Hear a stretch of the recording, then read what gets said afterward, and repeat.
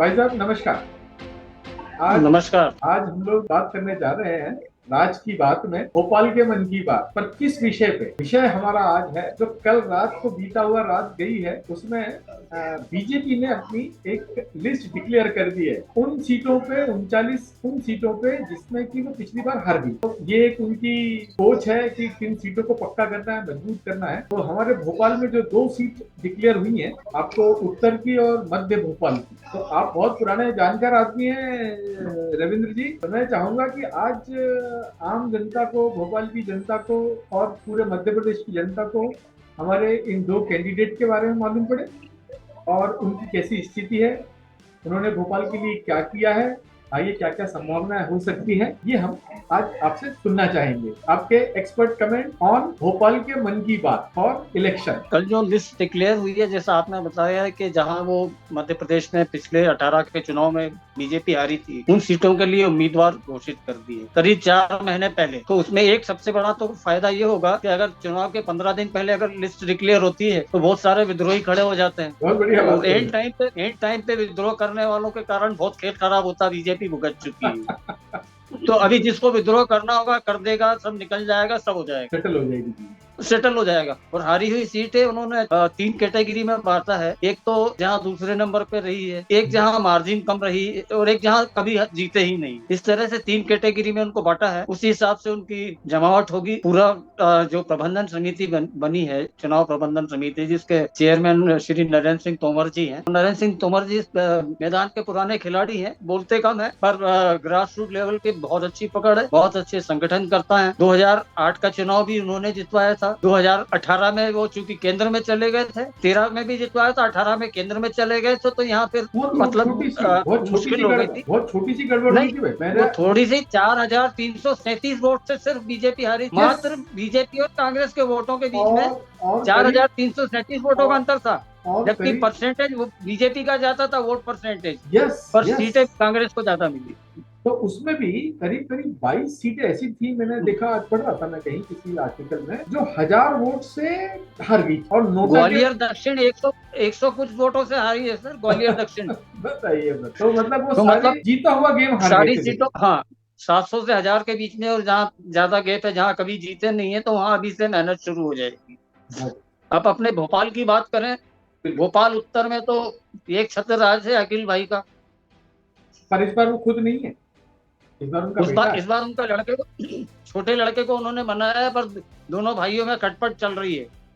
अच्छा। मतलब आरिफ अकील के जो भाई हैं, उनमें आपस में। उन्होंने कह दिया कि मैं आपके लिए सब करता रहा, और आखिर घुटना पेट की तरफ ही मुड़ता है, तो आपने अपने बेटे को अच्छा अच्छा। मतलब हाँ, दावेदार बना दिया, ये तो डिक्लेयर कर चलता दिया। है, ये तो सब ऐसे ही होता है। ये तो हाँ, ऐसे ही। और नहीं, और अभी क्या है, उत्तर में जरा मुश्किल लगता है। आ, अल्पसंख्यक काफी है वहां पे, और आरिफ अकील एक ऐसे विधायक रहे हैं जो हमेशा सर्व सुलभ रहे सबको। आपने फोन करा कि आरिफ भाई ये हो गया, तो वो चप्पल पहन के, चप्पल पे। टूटी चप्पल हो, कैसा कुर्ता पजामा उठ के चल देंगे आपके लिए। वो आइकॉनिक बना लिया उनने उसको, कि वो मतलब पजामा कुर्ता सही और टूटी सही चप्पल की मायनों में जननेता स्लीपर। रहा है। स्लीपर, हाँ। सही मायनों में जननेता रहे हैं आरिफ अकील। बिल्कुल बिल्कुल सही बोल। अच्छा, पिछली बार मध्य में ये 2008 में लड़े थे आलोक शर्मा, हार गए थे, कुछ कर नहीं पाए थे। आलोक शर्मा की खराबी ये है कि वो जनता से जुड़े हुए नहीं। जब ये महापौर थे तो इन्होंने कुछ खास काम नहीं किया ज्यादा। ये आपको भी पता है कि भोपाल की हालत क्या थी उस समय और अभी क्या है। तो इन्होंने कोई बहुत ज्यादा काम नहीं किया था। प्लस इनको जो टिकट मिला है वो सिर्फ माननीय श्री शिवराज सिंह चौहान जी की कृपा से मिला है। अदरवाइज ये दावेदार तो नहीं, हार चुके थे। तो मतलब शिवराज सिंह के कोटे से इनको टिकट मिल गया है। ये जीत पाएंगे इसमें मुझे शंका है। स्ट्रांग होल्ड है उनका। ये आरिफ दो सीटें आरिफ। भोपाल की ऐसी है। देखिए, होता क्या है, व्यक्तित्व का रहता है, फर्क पड़ता है। बिल्कुल सही बोल। और ध्रुव नारायण सिंह चूंकि शैले मासूद खान में फंस गए थे, कोर्ट में केस चला था, ये बरी हुए। और इसके बाद फिर भी ये क्रिकेट के बहाने जुड़े रहे जनता से। नहीं, तो कैंडिडेट इनके तो जीतने स्ट्रांग की है। संभावना हो सकती है। नहीं, स्ट्रांग इनके एरिया कैंडिडेट। में इनके चाहने वाले बहुत हैं, काम किया है इन्होंने, तो इनके जीतने की संभावना हो सकती है। पर आलोक शर्मा तो मुझे नहीं लगता कि जीत पाएंगे। नहीं, उसके दूसरे और अभी समीकरण जो है। टिकट उन्होंने डिक्लेयर किए हैं 39, तो उसमें क्या है, निमाड़ की है, मालवा की है और चंबल एरिया की है। विंध्याचल की इसमें एक आधी है कि कोई होगी, स्ट्रांग होल्ड क्योंकि है। इनको चंबल एरिया में बहुत झटका लगा था, मालवा में और निमाड़ में भी काफी झटका लगा है। तो वहां पे ये कंसंट्रेट कर रहे हैं कि वहां कंसंट्रेट किया जाए। टोटल 102 सीटें आ रहे थे, अभी 39 का है। कुछ और लिस्ट आएगी कहाँ कहाँ किस किस को देते हैं। 64 तो सीटें होती ओबीसी का और अनुसूचित जनजाति का उन्होंने खास ख्याल रखा है टिकट देने में, और पुराने लोगों को नाराजगी दूर करी है। अब जयंत मलैया जी जैसे है, बड़े नाराज थे कि मैनिफेस्टो कमेटी का चेयरमैन बना दिया कि भाई आप संकल्प पत्र मध्य प्रदेश के लिए बनाओगे। हालांकि कुछ होता जाता नहीं है, पर ये है कि भाई मैं संकल्प पत्र के आप बनाओ, मतलब उनको इशारा है कि भाई साहब अब आपके रिटायरमेंट की उम्र आ गई है, मार्गदर्शक मंडल में बैठो, हमारा मार्गदर्शन करो। तो स्थिति ये है। तो बीजेपी आरिफ अकील का एरिया में जीत पाएगी, इसकी संभावना कम। ये बात है। देखो, पोलराइजेशन तो इस बार भी फुल पे होगा। पोलराइजेशन फुल होगा, पर देखिए कई बार क्या होता है, आपका विधायक अगर आपके लिए सर्वसुलभ है तो फिर लोग थोड़ा पोलराइजेशन भूल जाते हैं। आज आप लोकल एरिया में हैं, आपको अस्पताल में कहीं भर्ती करवाने की जरूरत है, कोई नहीं कर रहा, आपने विधायक को फोन किया, वो गाड़ी लेके चला आया और इस अस्पताल मामले में में आपके सब इस करे, तो वो मामले ज्यादा में मायने रखता है। बिल्कुल सही बोल रहे people to people contact Arif वकील का बहुत अच्छा है। हैं। मैं इस मामले में आपको ये दो छोटे से उदाहरण में दूं। पीसी शर्मा जी कांग्रेस के हैं, पर वो बहुत ज्यादा सुलभ है। मतलब कोई भी उनको बुलाए, वो जो बाबूलाल गौर जी हुआ करते थे हाँ वैसे ही एक सक्सेना है, वो संजीव सक्सेना का वो जो है ना यहाँ पे पार्षद है, सीमा हाँ, सक्सेना का हस्बैंड, वो संजीव सक्सेना का ब्रदर, क्या है उसका नाम भूलता हूँ मैं। ब्रदर है, उसका उसका ब्रदर है। ब्रदर है, हाँ, उसकी भी यही स्थिति है। वो भी बहुत अच्छी स्थिति में, मतलब वो यहाँ पे इतना कांटेक्ट कनेक्ट रहता है लोगों से, तो वो बिल्कुल सुलभ है, तो जीतता है, जीतता है। और चूंकि राज्य का चुनाव है, तो राज्य के चुनाव और लोकसभा के चुनाव में बड़ा फर्क रहता है। लोकसभा के चुनाव में तो मोदी का चेहरा है, और इस बार थोड़ा ये है कि शिवराज से नाराजगी लोगों की कम हुई है। पिछली बार शिवराज को हरा के थोड़ा लोग पछताए भी थे, यार हम ऐसा तो हराना नहीं चाहते थे। हाँ, नहीं तो वो हारे भी तो कैसे बेचारे। वो आप बता रहे हो ना, 22 सीटें हैं जो हजार हजार वोट से गई हो, और आपने बताया जैसे, तो वो यदि नोटा नहीं गया, नोटा गया मतलब बीजेपी का वोट गया, ये पक्का। कांग्रेस का वोट नोटा में नहीं गिरता, वो तो शासन के विरोध में होता है ना जनरली। नहीं, तो जहां तक जो उनके प्रतिद्वंदी है कमलनाथ, कमलनाथ और शिवराज की छवि में जमीन आसमान का फर्क। कमलनाथ की एक उम्र हो गई है, उन पे बहुत सारे दाग हैं, सिख दंगों से लेके तो परमाणु उसका सूचना अमेरिका को देने का, और भ्रष्टाचार के भारी आरोप हैं। तो वो जो आज उन्होंने पोस्टर निकाला भ्रष्टाचार का बीजेपी का, तो वो कोई मायने नहीं रखता है। मेरे हाथ गंदे हो रहे हैं और मैं आपकी खिल्ली उड़ाऊं, कह रहे तेरे हाथ गंदे, तो वो चलता नहीं है, पब्लिक समझती है। और इन्होंने जो स्कीम कर रहे हैं लॉन्च, मामा ने शुरू बहुत पहले से ही चालू कर दिया था, फीस बांटना। कंटिन्यूएशन में ये लाडली बहना योजना भी आ गई। अच्छा, ग्रास रूट लेवल का आदमी है, कहीं भी घुस जाता है, मंजीरे बना लेता है, गाना लगता है, कुछ भी करता है, तो पब्लिक का लगता है कि यार क्या हमारे बीच नहीं, का आदमी। लेकिन अभी जब मैं चर्चा करता हूँ मित्रों से, तो हर हर मित्र ये कहता है, यार इस बार बड़ा टफ है, इस बार बड़ा टफ है इसका जीतना, शिवराज जी की। नहीं नहीं, आपका कहना है कि नहीं? भोपाल के, आप तो आज बिल्कुल तो अपन भोपाल पे सीमित देखिए। है, आज अपनी चर्चा हाँ जो है भोपाल पे सीमित भाई, है। हाँ तो तो मैं ये चक्कर ये चाहूंगा है ना। कि ये बहुत सारे सब्जेक्ट, बहुत बारी विषय आएगा। अभी अपन जब हर शहर के बारे में ये बात करेंगे, तो कई मौके आएंगे, ये चर्चा आएगी उसमें, शिवराज जी की क्या स्थिति है, अपन वो सब सब लोगों से जब बात करेंगे तब पता पड़ता जाए। लेकिन अभी मैं आपसे आज भोपाल के मन की बात जानना चाहता हूँ। आपको, आपने बता ही दिया, मोटे तौर पे तो बता दिया, तो उसमें इनको क्या सुधार करना होगा, बताइए, ये बताएं मेरे को। सुधार तो देखिए, एक तो ट्रैफिक पर इनको बहुत ध्यान देना पड़ेगा। ट्रैफिक भोपाल का बहुत ज्यादा खराब है। और आपके जेपी हॉस्पिटल, हमीदिया, देखिए जो रोजमर्रा की जीवन में पब्लिक का पाला पड़ता है, आप हम तो चले जाएंगे किसी भी अस्पताल में, जो रियल वोटर है, जो कमरे में बैठ के नहीं, वो जमीन पे जो घूमता है, उसको सारी स्थिति से वाकिफ रहता है। आप हम तो रूम में बैठ के डिस्कस कर रहे हैं, तो उसकी जो समस्या है उनका जो निराकरण होगा होना चाहिए। और मेरे ख्याल से बीजेपी सरकार ने काफी किया है। एक तो जो कोरोना की वैक्सीन लगी है, उसका बेनिफिट मिलेगा इनको, प्लस जो राशन दिया है वो मिलेगा। और अभी ये 17 सितंबर को विश्वकर्मा योजना लागू हो रही है, जिसमें छोटे छोटे दुकानदारों को, जो नाई है, धोबी है, बड़ाई है, राजगीर है, इन सबको मतलब 1-1 लाख रुपए का लोन मिलेगा, वो होगा। और बहुत 5% इंटरेस्ट पर मिलेगा, तो उसमें भी कई लोगों को फायदा होगा। तो मोदी जी क्या कर रहे हैं कि लाभार्थी वर्ग पूरा खड़ा कर रहे हैं कि आप हमारे जैसे समझदार, पर जो बहुत पर मेरा मेरा जो एक, बहुत टीका टिप्पणी करते हैं। हाँ हाँ, सही कह रहे हैं आप। मीन देखिए, हम लोग कमरे में बैठ के बहुत सारे नुक्स निकाल देते हैं, पर जिसको वास्तव में लाभ मिल रहा है तो वो तो मोदी को ही वोट देगा। और महिला वोटर तो सवाल ही नहीं उठता है कि मोदी के अलावा किसी को वोट दें। ये तो मोदी जी का वोट ही मिलने वाला, मतलब आपका ये कहना है इनको? या मेरा सोचना है कि शर्मा जी जो है हमारे, उनका छवि थोड़ा तेज तर्रार तो है वो व्यक्ति, और मुख्यमंत्री जी के अच्छे खास है, सीधी बात ऊपर पहुंचती है। ये इलेक्शन तो शिवराज जी के नाम पे ही लड़ा जा रहा है, ये भी पक्का है। उसके बाद में क्या होगा वो बात की बात है। नहीं, ये इलेक्शन शिवराज के नाम पर नहीं लड़ा जा रहा है। मोदी जी ये इलेक्शन में मोदी का चेहरा रहेगा। नहीं इलेक्शन पर, में शिवराज का चेहरा नहीं है। नहीं पर उनकी नाराजगी नहीं ले रही है, मतलब गवर्नमेंट जो है उनकी नाराजगी नहीं ली। इस समय उनका साथ रहेगा, फिर वो इलेक्शन के इशारा बाद। है कि बस जब इलेक्शन के बाद जो होगा देखा जाएगा, फिलहाल आप सपने मत देखो कि आप मुख्यमंत्री बनोगे। हाँ, वो तो मेरे ख्याल से किया, मुझे भी लगता है सुन के जिस तरीके से आना जाना हो रहा है, कमेंट पढ़ता हूँ, कहीं पढ़ता हूँ, तो मेरे को ये लगता है कि जो मोदी जी जो जो चीजें देंगे, वो अगले 2 महीने 3 महीने में शर्मा जी और ध्रुव नारायण जी और बाकी 4 और जो आएंगे हमारे कैंडिडेट, इनको जनता तक पहुंचाना पड़ेगा उस खबर को, तो गुस्सा शांत हो जाएगा।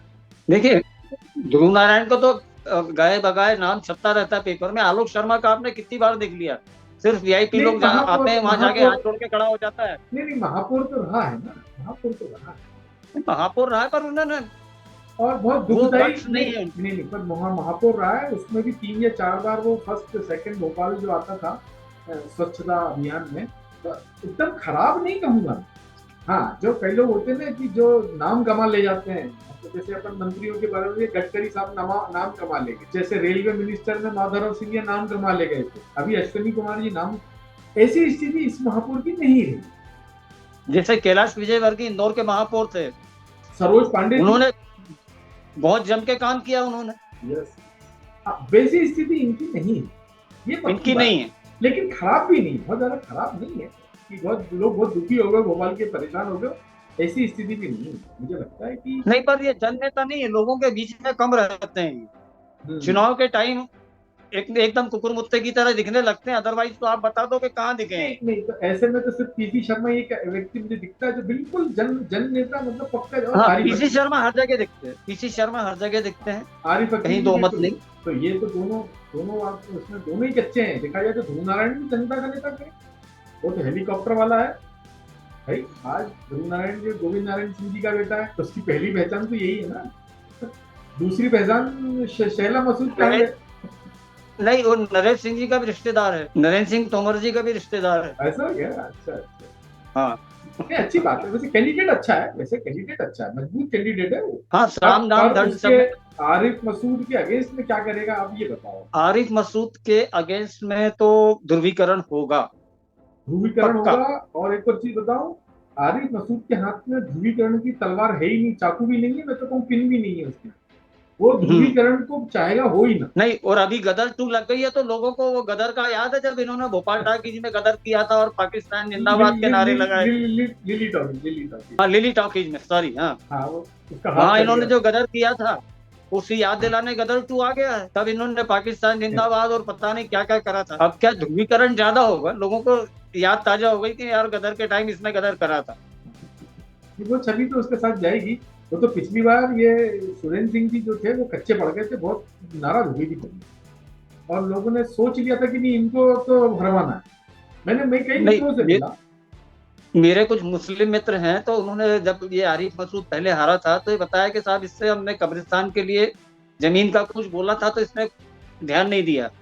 तो ये जहांगीराबाद वाले जितने मियाँ भाई थे हमारे, उनने इनको वोट नहीं दिया था, इसलिए सुरेंद्र सिंह निकाल के ले गए थे। और उन्होंने फिर 18 में ये किया कि सबका वो जो मांग थी कब्रिस्तान की उसकी, वो मांग पूरी कर दी इन्होंने, तो वो वोट इनके साथ आ गए। अब सुरेंद्र सिंह जी इतने एक्टिव रहे भी नहीं कि भाई हार गए, जैसे स्मृति ईरानी अमेठी में एक्टिव रही थी, हाँ हाँ, वो तो 5 साल लगातार जाती रही।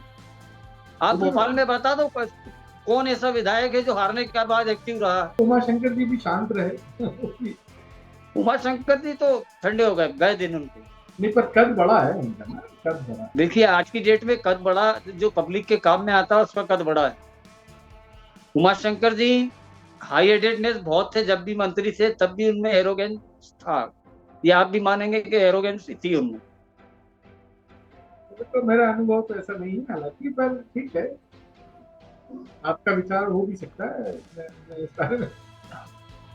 तो हम लोगों के संपर्क में रहते हैं ना, असल में आप बिजनेसमैन हैं, अपन सड़क पे घूमने वाले हैं। ऐसा ना बोले, आपका बहुत डीप नॉलेज है, अंदर तक बिल्कुल आप करते हैं काम, सोच विचार आपकी पक्की, राजनीति के पक्के ज्ञाता बोलूं मैं, नर्व देखिए पकड़ते हैं, सीटें नर्व पकड़। सीटें तो बीजेपी की आ जाएगी, यहाँ आराम से निकाल लेगी। छत्तीसगढ़ में ये है कि जो स्थिति बहुत खराब थी उससे थोड़ा सुधार आया है, जीतेगी तो नहीं बीजेपी वहां। ऐसा है? बघेल ने अच्छा ग्रास रूट लेवल में काम किया है, गांव में काम किया है, और चलो उसने हाँ, हिंदू विरोधी छवि छवि नहीं बनाई है अपनी। नहीं बनाई ये जो जो जो कांग्रेस का कर्नाटक और, हाँ, लेफ्ट लिबरल ग्रुप है उससे वो हाँ, थोड़ा दूर ही रहा है, तो उसका चलो, बेनिफिट उसको मिलेगा। वो चर्चा हम एक बार अलग से करेंगे। अब तो हम लगभग रोज इस तरीके की छोटी छोटी चर्चाएं करेंगे, क्षणिकाएं, क्षणिकाएं बोलूं।